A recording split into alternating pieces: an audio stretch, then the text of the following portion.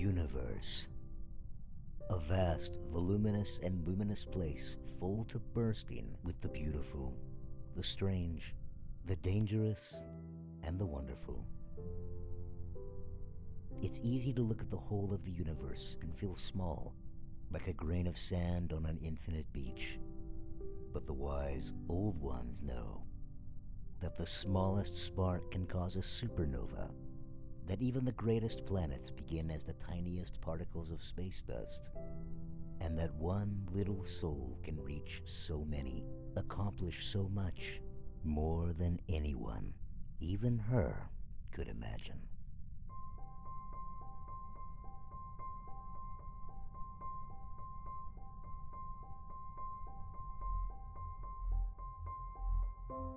It all started, as these sorts of things usually do, in an otherwise boring and ordinary corner of the universe. One day, Waste Management Station 467, a space station dedicated to the disposal of space garbage, came across a curious thing. Preserved in a cryopod, hidden among the debris of a shipwreck, was a young alien girl, fast asleep. With no idea on the whereabouts of her family, and with no other hands to turn her over to, they decided to take her in and raise her as their own.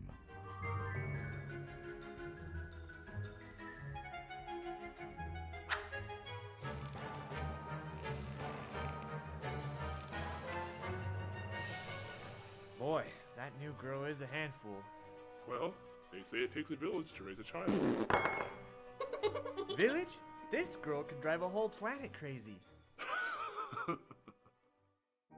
She had a marvelous mind. By the age of 6, she had taken to building her own inventions from scraps of junk brought in by the crew. She did this so often, in fact, they took to calling her Scraps, and the name stuck. Thank you, Scraps. Not a problem. Sure, she did her fair share of hard work like everyone else on the station. But the station wasn't where she lived. She lived in front of a window, staring at the stars, dreaming about what was out there beyond her home. The elders at the station had told her stories of strange, beautiful worlds and creatures they had encountered in their adventures across the stars. More than anything, Scraps wished she could make her own story. Well, that's it. No one's gonna do it for me. I'm gonna build a ship. One that can travel to the edge of the universe and back. It'll be the fastest, strongest, and sleekest, and have a hull that's tougher than Zakchurian steel. It'll be the best ship in the universe. The universe is a random and funny place, making the next part in our story difficult to explain. Maybe, somewhere out there, the fates decided that Scraps had a purpose to be fulfilled. Or maybe a string of coincidences fell together at just the right time. Or maybe one of the million stars Scraps wished upon every night listened and granted her her wish. Whatever the reason, a star just close enough to Waste Management Station 467 to cause trouble decided to go supernova. Emergency! Emergency! Initiate Protocol 7. All personnel evacuate immediately. Scraps had only one desperate chance. Without any flight tests, she leapt into her ship, hoping against hope that it would save her life. Please, oh please, oh please, let this work, please. The humble little ship raced through the crumbling corridors and avalanches of debris, while flames and radiation licked at its heels with a raging scorch, dodging imminent death microsecond by microsecond. The smoldering, exploding station spat out her little ship, exploding into oblivion with a roar that rocked the stars. But inside the humble ship made of junk was a roar far louder in spirit, full of joy and freedom that 10 supernovas could never hope to achieve. It really works! It works, it works, it really works! It works, it works, it works, it works!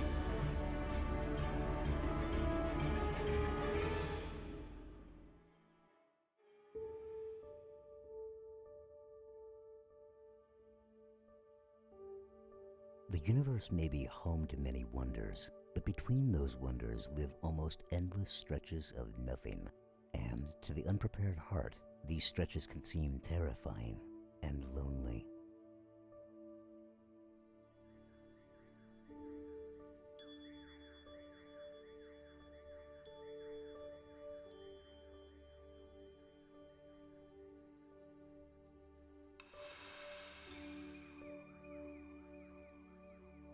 Why were you crying, little one? I made a big mistake.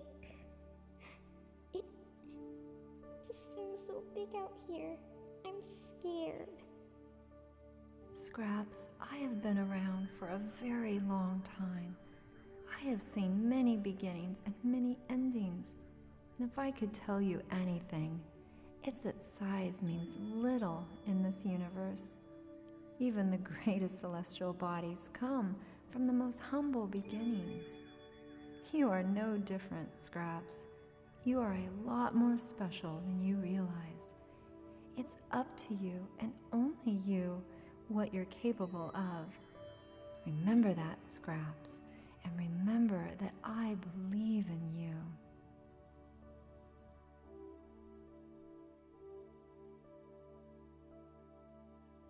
Warning, warning, you have entered restricted space. I repeat, you have entered restricted space. You are under arrest. Do not resist, or we will fire.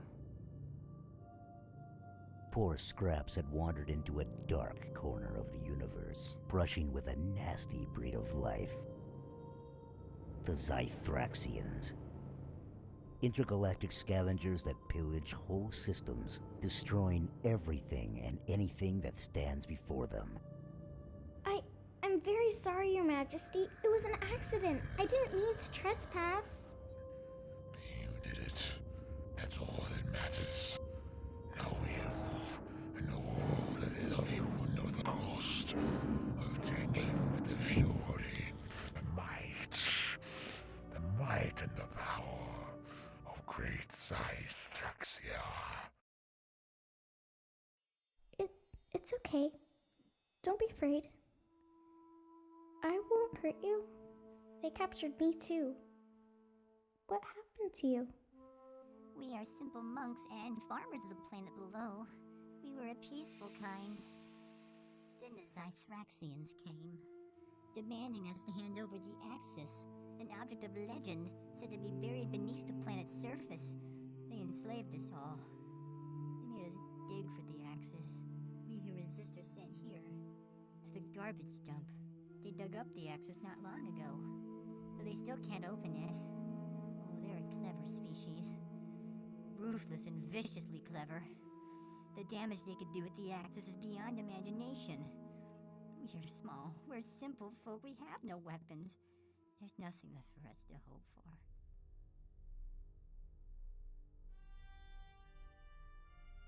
A friend once told me that size doesn't mean much in this universe. I believe we can get back to the Axis and bring those big creeps what they deserve. But how? May I remind you, we're at the bottom of a space station in a garbage dump. Trust me, you'll be surprised what a girl like me can do with a little trash.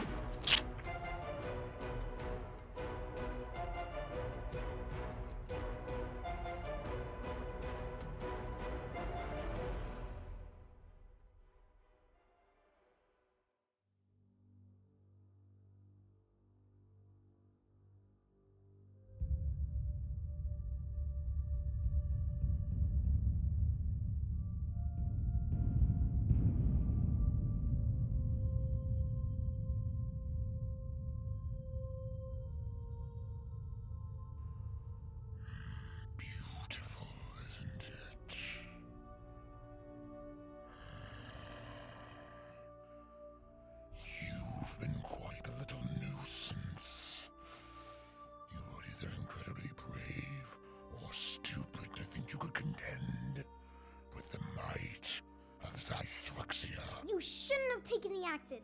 It doesn't belong to you. You stupid, repulsive little rodent. You don't know how to survive in this universe. We hold the power to destroy any who stand in our path. We shall be supreme throughout the entire universe. Guards. Disintegrate her. Slowly. Wait, my lord. The rodent, she's emanating radiation. Radiation similar to that of the Axis. Perhaps she can open it. Please, oh please, if I don't do anything for the rest of my life, let me do this.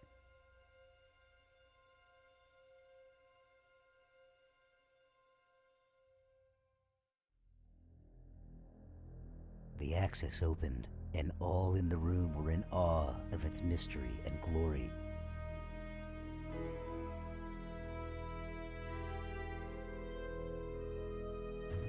Soon, a great force like a black hole sucked everything within the station into the Axis. Zythraxians by the swarm flew into the room, meeting their fate within a glowing orb.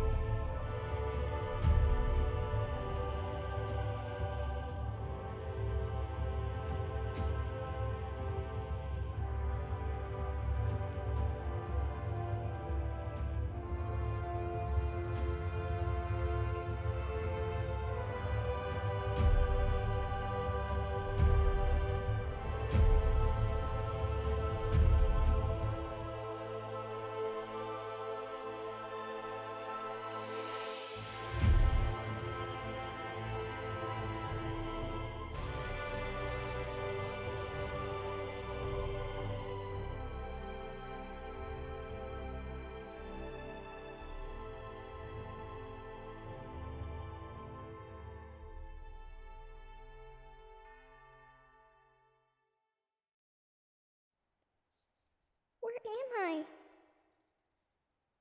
Hello? Is anybody out there? Oh, little one, why are you crying? Am I dead? Far from it. You are far too precious to be gone so soon. The universe still needs you. There are many who need what you have to give. You really think so? Oh, I know so. You are gifted in ways few other creatures are. No, this isn't the end for you. It's only the beginning. What happened? With Scrap's help, the Pottles were able to put the Axis away in safekeeping, where they could study and better understand its power and work to heal their planet. I'm sorry, but I just can't stay here. There's just so much out there to see, but don't worry, I'll always remember you all. Scraps looked at the stars before her, and her head filled a whirl with ideas and questions. She sent these thoughts and feelings out into space, just like she had all those nights ago back at the station. Only this time, she was sure a star heard her. Miss Star, Yes?